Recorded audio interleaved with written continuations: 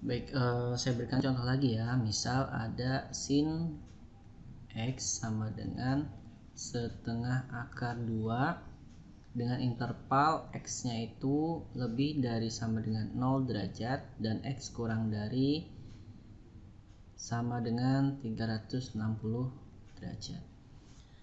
Nah, cara yang pertama adalah kita nanti akan menggunakan logika dengan jenis-jenis kuadran ya, cara mudahnya ya. Jadi sin X sama dengan setengah akar 2 itu berapa? Berarti dia itu sin berapa sih yang setengah akar 2 nilainya? Ya, sin 45 derajat. Nah, kita lihat di bidang kartesius nilai sin di sini kan positif. Nah, nilai sin yang positif itu di kartesius di kuadran berapa? Kuadran 1 dan kuadran 2. Ya, selebihnya negatif. Berarti kemungkinan untuk nilai sin X sama dengan sin 45 derajat ini ada di batas interval yang di sini, kuadran 1 dan kuadran 2. Nah, kuadran 1 tadi berarti untuk sin setengah akar 2 itu 45 derajat. Nah, di kuadran 2 nya berapa? Ini kan dari 0 ya, ini 180. Ya berarti tinggal 180 dikurang dengan 45 derajat. Berapa? 135 derajat. Nah, jadi himpunan penyelesaiannya ya, HP-nya ya ini 45 derajat dan 135 derajat antara interval yang ini ya. Karena positif berarti cuma ada di kuadran 1 dan kuadran 2. Nah, itu cara yang pertama. Kemudian yang kedua, kuadran 1 itu berapa? Setengah akar 2, ternyata 45. Nah, berarti di kuadran 2 tinggal 180 dikurang 45, yaitu 135. Jadi 2 ini yang diambil. Nah, kurang lebih seperti ini.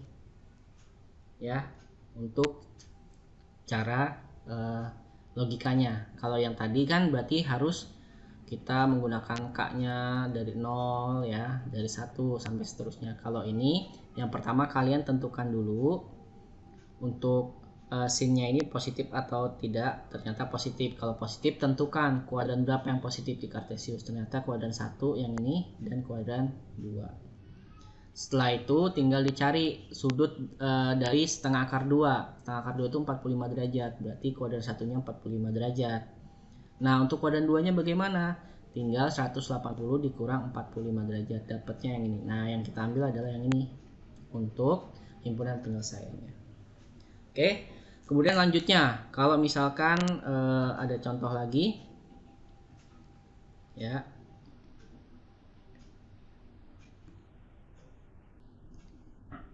Nah, bagaimana kalau misalkan seperti ini? Jadi ada akar 3 tan X plus 1 sama dengan 0 dengan interval X-nya itu lebih dari sama dengan 0 derajat dan X-nya kurang dari sama dengan 360 derajat. Berarti kita harus ubah dulu. Ubah ke dalam apa? Seperti bentuk tan X sama dengan tan alfa. Nah, harus tan X dulu ya. Berarti ini kita rubah akar 3 tan X sama dengan plus 1-nya pindah jadi min 1.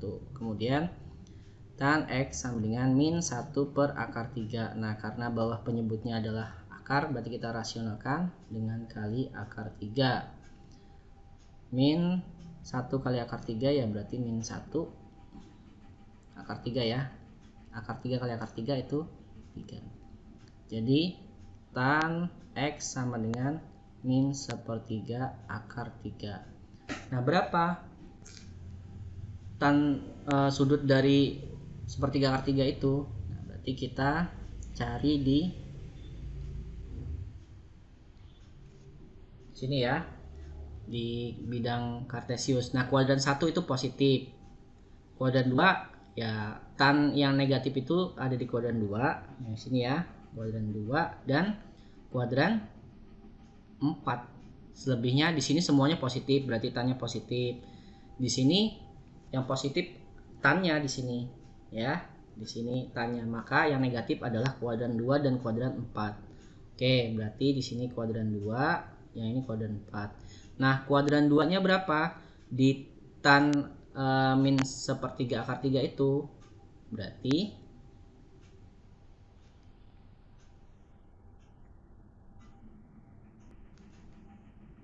Nah, jadi tan berapa yang memenuhi di kuadran 1 itu sepertiga akar 3, berarti tan 30 kan. Ya udah, untuk tan apa di kuadran 2 nya berarti tinggal yang ini ya, 180 kurang 30, berarti nilainya 150 derajat.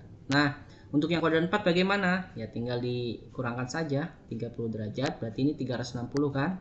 360 dikurang 30 berarti 330 derajat ya. Jadi di sini tan X sama dengan min 30 derajat, itu himpunan penyelesaiannya adalah ini ya, 150 derajat dan 330 derajat. Oke, kurang lebih seperti ini untuk menggunakan jenis-jenis kuadran. Jadi tinggal dilihat saja apakah nilainya positif dan negatif ya. Di materi persyarat sudah dijelaskan kuadran 1 itu yang positif mana, kuadran 2 yang mana ya. Setelah itu tinggal ditentukan nilai sudutnya, baru tinggal dikurangkan dengan batasnya.